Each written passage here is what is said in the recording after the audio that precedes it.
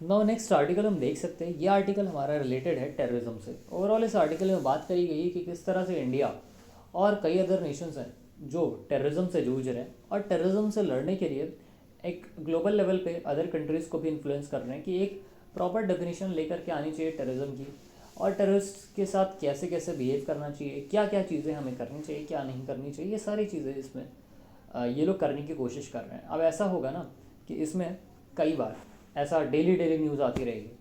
किसी कभी बोला जाएगा कि एक टेररिज्म की डेफिनेशन लेके आएंगे, फिर बोला जाएगा कि हम ये टेक्नोलॉजी ला रहे हैं, यूएसए बोलेगा कि मैं ये करूँगा, तो ये सब चलता रहेगा। हमें क्या करना है, हमें एक बार में सारी चीज़ों को डिस्कस कर लेना है। तो चलिए हम लोग एक बार में सब कुछ पढ़ लेते हैं जो टेररिज्म से रिलेटेड है और हमें जानने के लिए ज़रूरी है एज अ यूपीएससी एस्पिरेंट। तो ना टेररिज्म की बात करें तो टेररिज्म जो है एक मैनिफेस्टेशन है। मैनिफेस्टेशन मतलब कि लोगों की एक अवधारणा है जो कि अनएक्सेप्टेबल है एंड नेवर बी जस्टिफाइड। मतलब कि कुछ लोग ऐसे हैं जो चाहते हैं कि हम क्या करें, दूसरे जगह अपना दहशत फैलाएं, है ना, वहाँ पे दंगे कराएं, किलिंग्स हों, बॉम्ब ब्लास्ट हों, है ना, लोग की डेथ हो, इस डेथ से इंस्टेबिलिटी बढ़े, इकोनॉमी ख़राब हो, इकोनॉमी ख़राब होगी, लोगों का लाइवलीहुड इफेक्ट होगा, वहाँ पे पॉवर्टी बढ़ेगी, देश का डेवलपमेंट रुक जाएगा।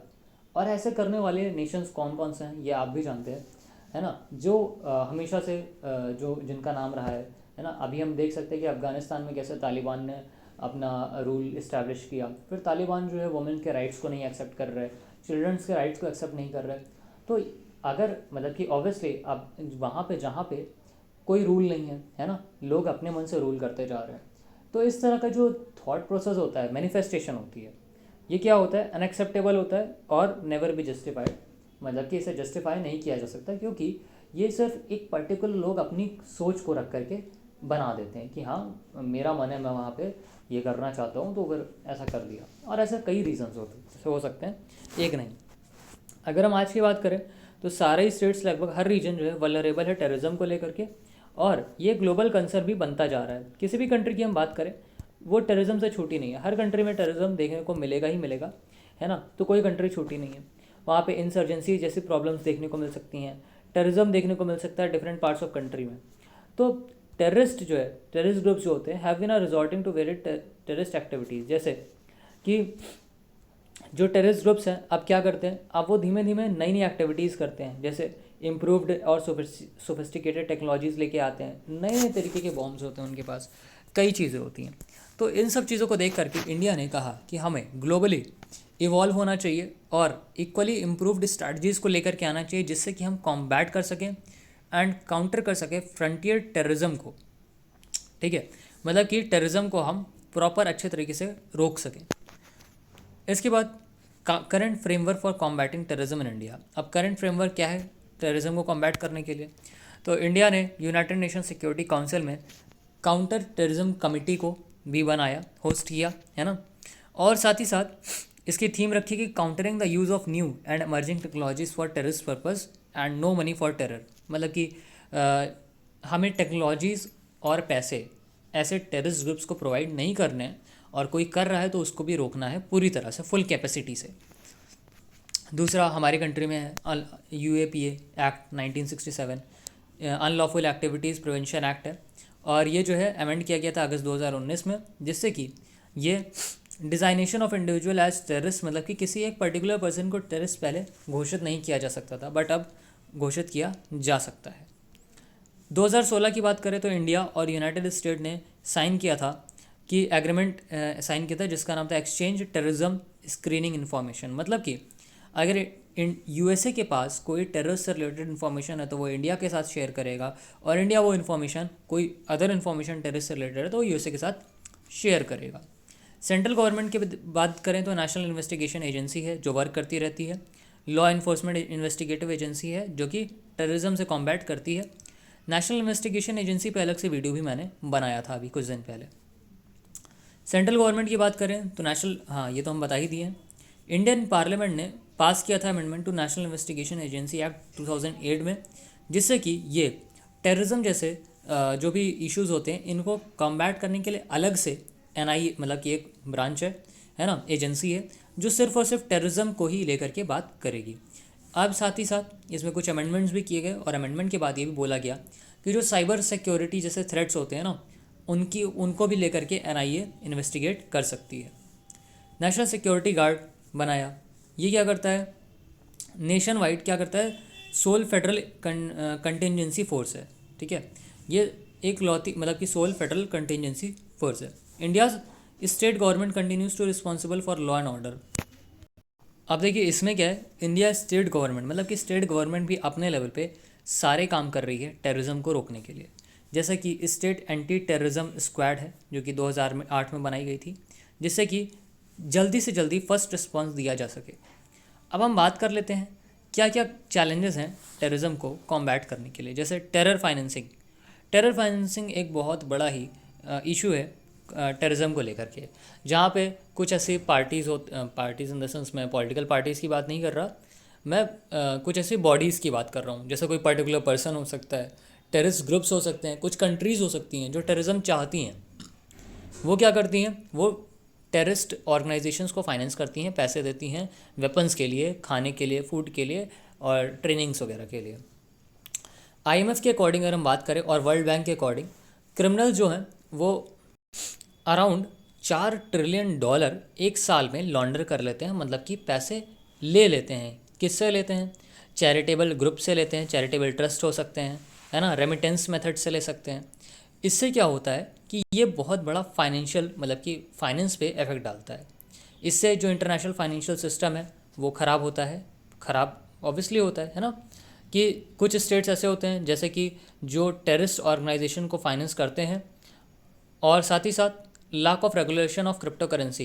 क्रिप्टो करेंसी भी ऐसी चीज़ें होती हैं, मतलब क्रिप्टो करेंसी क्या है ना, कि एक ऐसी करेंसी है जो कि डिजिटल करेंसी है और इसे ट्रेस नहीं किया जा सकता। कुछ करेंसीज ट्रेसेबल होती हैं, कुछ करेंसीज ट्रेसेबल नहीं होती।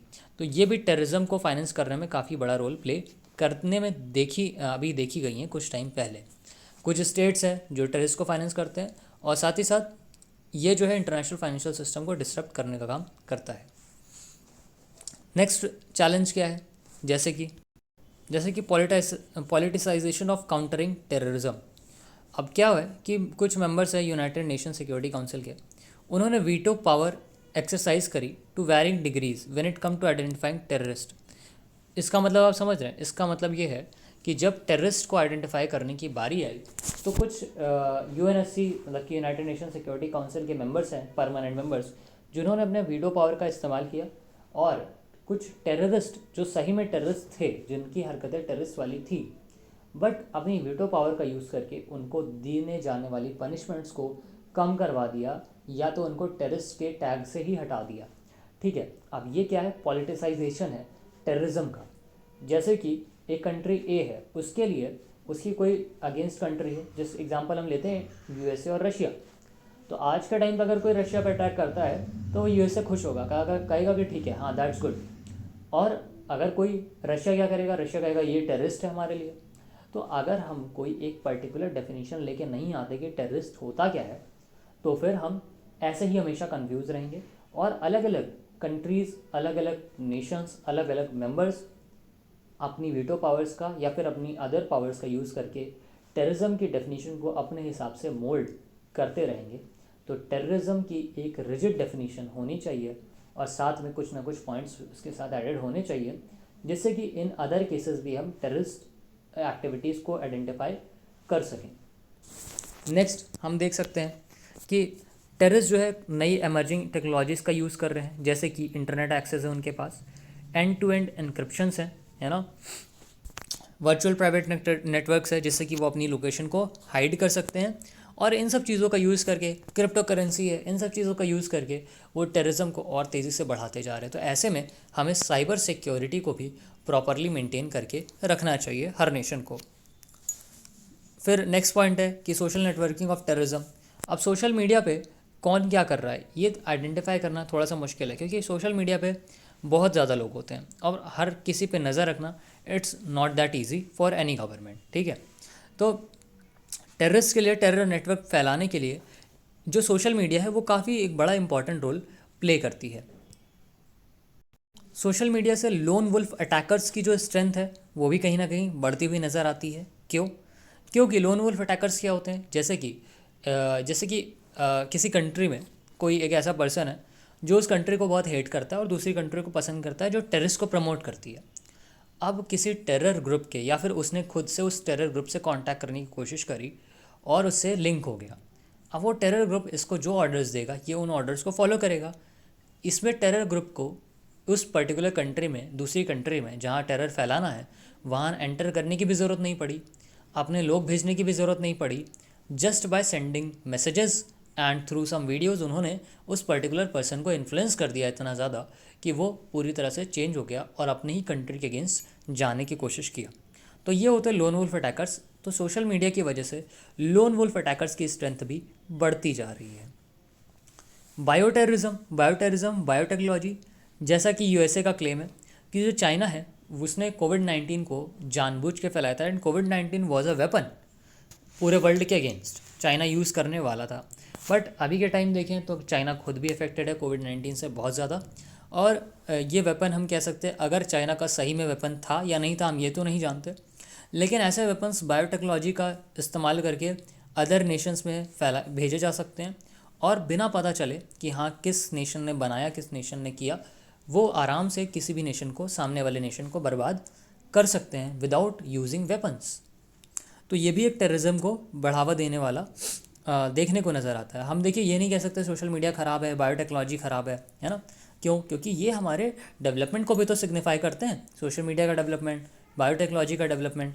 सोशल मीडिया से आजकल कितने ज़्यादा केसेस हैं ऐसे जो लोग ईजिली मतलब बस शेयर करके ही अपने खुद का एक्सप्लॉयटेशन रोक सकते हैं, खुद के ऊपर अत्याचार हो रहा है उसको रोक सकते हैं, इनजस्टिस को रोका जा सकता है।